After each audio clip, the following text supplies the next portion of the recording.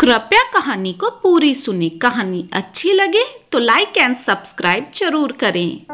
नम आंखों से कांता प्रसाद जी ने अपनी बेटी मधु को विदा कर दिया। आज फिर एक पिता समाज की परंपराओं के आगे हार गया, वरना अपनी लाडली को किसी अजनबी को सौंप देना आसान थोड़ी होता है। पंडाल में एक तरफ कुर्सी पर बैठे कांता प्रसाद जी निराशा भरी नजरों से चारों तरफ देख रहे थे।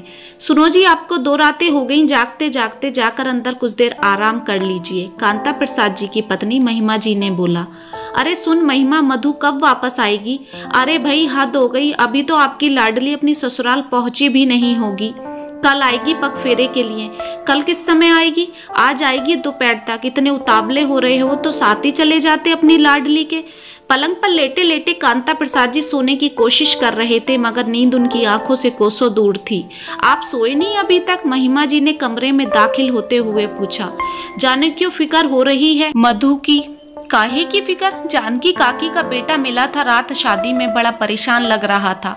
बता रहा था बेटी की शादी दहेज लोभियों के कर दी। बिटिया बड़ी परेशान है, ससुराल में गाली गलोच मारपीट करते हैं बच्ची के साथ। आप फिक्र क्यों कर रहे हैं? आपने तो पूरी जांच पड़ताल करके ही मधु की शादी करी है ना, फिर सब लोग एक से थोड़ी होते हैं। देखा ना आपने रात कैसे मधु की सास बोल रही थी, अपनी बेटी बनाकर ले जा रही हूँ मधु को। फिर उनके तो धन घर से बाहर तक भरा पड़ा है, उन्हें किसी के पैसे की क्या जरूरत? आप तो खामोखा की फिक्र कर रहे हैं। महिमा जी की बातें सुनकर कांता प्रसाद जी को थोड़ा सुकून मिला। अगले दिन मधु पग फेरे के लिए अपने मायके आई। कांता प्रसाद जी ने अपनी बेटी को सीने से लगा लिया। ठीक है तू? हाँ पापा, बोलकर मधु अपने कमरे में कपड़े बदलने चली गई। मेहमानों की आप भगत में बाप बेटी को बात करने का समय ही नहीं मिल पाया और मधु के जाने का समय हो गया। कांता प्रसाद जी ने 500 रुपए सभी मेहमानों को विदाई देकर विदा कर दिया। सुन रही हो क्या? कांता प्रसाद जी ने महिमा जी से आवाज लगाते हुए बोला।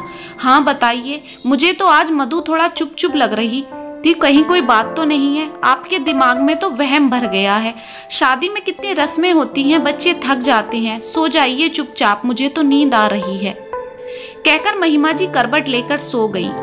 अगले दिन कांता प्रसाद जी अपनी बेटी मधु को फोन करना चाहते थे, मगर महिमा जी ने रोक लिया। नई रिश्तेदारी है, ऐसे फोन करना सही नहीं लगता। मैंने मधु को बोल दिया जब भी टाइम लगे कॉल कर लेना। कांता प्रसाद जी सारा दिन अपनी बेटी की कॉल का इंतजार करते रहे, मगर मधु की कॉल नहीं आई। अगले दिन कांता प्रसाद जी ने खुद ही अपनी बेटी मधु को कॉल लगा दी। हेलो पापा, ठीक है तू? हाँ जी पापा। बाकी ससुराल में भी सब ठीक हैं? हाँ जी पापा। कोई कुछ बोल तो नहीं रहा था शादी को लेकर? नहीं तो पापा। मधु ने बड़े गिने चुने शब्दों में बात निपटा दी। चलो पापा, मैं बाद में बात करती हूँ, मुझे काम है। ठीक है बेटा, अपना ध्यान रखना। सुनती हो क्या? अब 15 दिन हो गए, मधु घूम के भी आ गई होगी, उसे ले आई क्या? हाँ, सोच तो मैं भी यही रही थी। कल आप और निखिल जाकर ले आना उसे, मैं गुंजिया मटरी बना देती हूँ। अगले दिन कांता प्रसाद जी और उनका बेटा निखिल मधु के ससुराल पहुंच गए, मगर मधु के ससुराल वालों का व्यवहार उन्हें कुछ अजीब लगा। लेकिन अपनी बेटी मधु को देखकर कांता प्रसाद जी के पैर तले जमीन खिसक गई, क्योंकि 15 दिन में ही मधु का चेहरा पीला पड़ चुका था और शरीर बहुत कमजोर लग रहा था। बेटी की हालत देखकर कांता प्रसाद जी को सारा माजरा समझने में ज्यादा देर नहीं लगी। कांता प्रसाद जी ने अपनी बेटी मधु को एक साइड में ले गए। बेटा सच सच बता, क्या बात है? कुछ नहीं पापा, इतनी बड़ी हो गई मेरी बेटी कि अपने बाप से भी झूठ बोलने लगी। अपने पापा की बात सुनकर मधु के हृदय का दर्द फूट पड़ा और चीख चीख कर रो पड़ी। पापा मुझे यहाँ से ले चलो, ये लोग मुझे रोज रोज दहेज के ताने देते हैं, कहते हैं तेरे बाप ने लूट लिया हमें। हमारे बेटे की तो 20 लाख की शादी हो रही थी। करण रोज रोज मुझे गन दिखाकर बोलते हैं अपने बाप से 50 लाख मांग। नहीं तो समझ रही है ना क्या हाल होगा तेरा?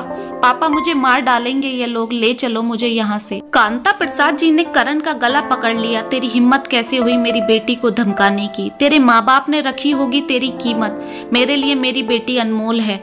तू भूल कैसे गया? अभी मधु का बाप जिंदा है, तुझे तो तेरी औकात कोर्ट में दिखाऊंगा।